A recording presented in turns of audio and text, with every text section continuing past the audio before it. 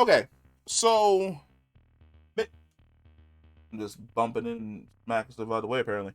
So midway through the end of this episode, we saw that Vandal Savage essentially has all of the Kryptonians from the Phantom Zone. My man Clarion, who did not want to help Zatanna for shit, went into the Phantom Zone and captured every single Kryptonian and put them essentially in these stasis pods inside of the war world. Here's the thing.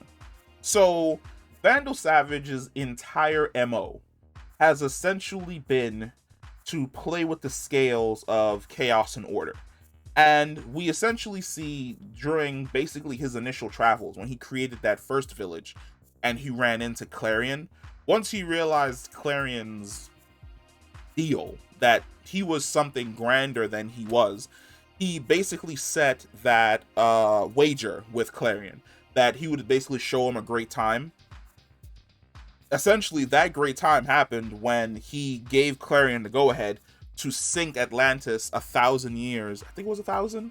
I want to say 1,000. Maybe like a couple hundred years later, to sink Atlantis and force the metagenes of the people of Atlantis to essentially activate, so that only the 5% of them that survived would evolve and create a stronger race of basically Atlanteans. This is the same thing again, which is Vandal Savage plays the scales of chaos and order, where he's taking these Kryptonians from the Phantom Zone. And think about how destructive essentially a Kryptonian is, where you don't need an army of Kryptonians. You need one Kryptonian under your control. That's it. And you can drop that Kryptonian onto a world, let them solar charge up, and then just run amok across the entire planet. You don't have to drop bombs. The Kryptonian is the bomb. The Kryptonian is the weapon. You're dropping essentially that Kryptonian weapon onto a populace, onto a planet, to devastate that world.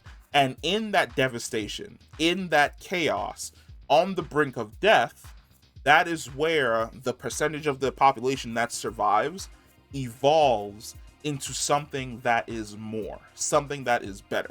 And he's basically going to attempt to replay what he did with Atlantis on a grander cosmic scale. And he has the nuclear arsenal to essentially do it. I can see Vandal Savage essentially starting a War of the Supermen. And I don't see him doing this for Earth. It's cosmic. Because chaos and order are chaos and order across the cosmos. They're focusing on Earth currently, yes, because their agents are operating on Earth, because Earth is a nexus for change throughout the greater universe, essentially.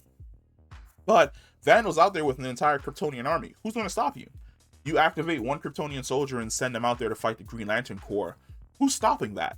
There aren't any powerful enough Green... I mean, well, you got my one boy who has the Rage Lantern and the Hope Lantern. Like, the Rage Ring and the Hope Ring, like, he's definitely going to have the juice and the sauce. But for the most part, you're not going to stop an entire Kryptonian army from taking over a sector. There's not enough Green Lanterns in the entire universe to stop something like that.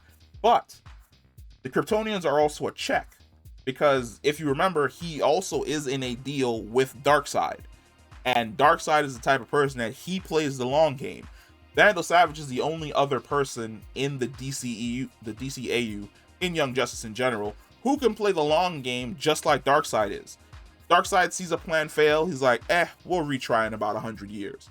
Vandal Savage is the exact same way, but now he doesn't have to live under the threat of Darkseid. Darkseid just now finally got under his control a Kryptonian in the form of Supergirl. For Vandal Savage, he has hundreds, possibly 1,000 Kryptonians. Because when Zod was on Earth, Zod said it'll take about an hour or two to get my troops ready and come through the portal. That's an entire army. And in the future for the Legion of Superheroes, Zod's forces conquer the entire galaxy with minimum ease. They essentially Viltrumited the entire galaxy. That's Vandal Savage's plan. His plan is to basically use the Kryptonians as a deterrent against Darkseid, but then also use a Kryptonian as a force for change in the game of Chaos and Order that he's been playing since he first woke up and was essentially an immortal. But in the next season, hurry up already. The next season of Young Justice is so far away. Oh boy. And you better not fucking cancel it, because you're canceling a whole lot of other shows, and I've come too far and I'm enjoying this way too much for you to suddenly turn around and cancel the show on me. You hear me?